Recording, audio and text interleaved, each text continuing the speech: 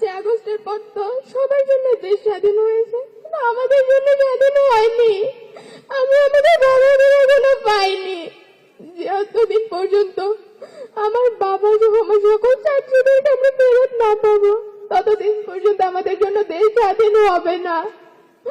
আমরা এই স্বাধীন দেশে হাঁটতে পারবো না, ততদিন পর্যন্ত বলবো না আমরা স্বাধীন, কারণ আমরা আমার বাবাদেরকে পাইনি, আমরা তাদের হাতটা ধরতে পারিনি। আমাদের হাজারো কথা, হাজারো স্বপ্ন, হাজারো ইচ্ছে মাটি চাপা পড়ে গেছে। বাবাকে নিয়ে হাজারো কথা ছিল, যা বাবাকে বলা হয়নি, সুযোগ পাইনি বাবাকে বলার। বাবাকে যখন এই কথাগুলো বলবো, বাবা তো তখন থেকেই নাই, কাকে বলবো কথাগুলো?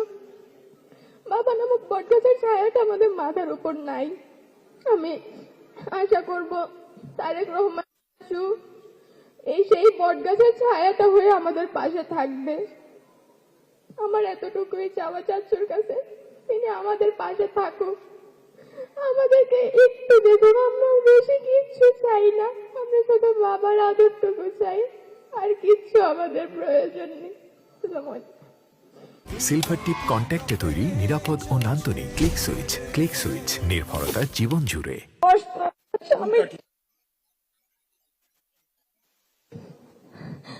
তার সন্তান যে খুঁজে বেড়ানো, তার এক সন্তান শুধু বাবার জন্য যে হাহাকার, সেই হাহাকার গুলো আমরা কাউকে বলে বোঝাতে পারি না।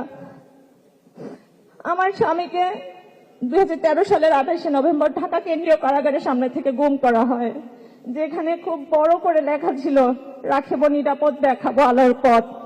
সেই আলো আমাদের জীবনে আর আসেনি, সেই আলো আমাদের জীবন অন্ধকার হয়ে আসছে আমার সন্তানের জন্য।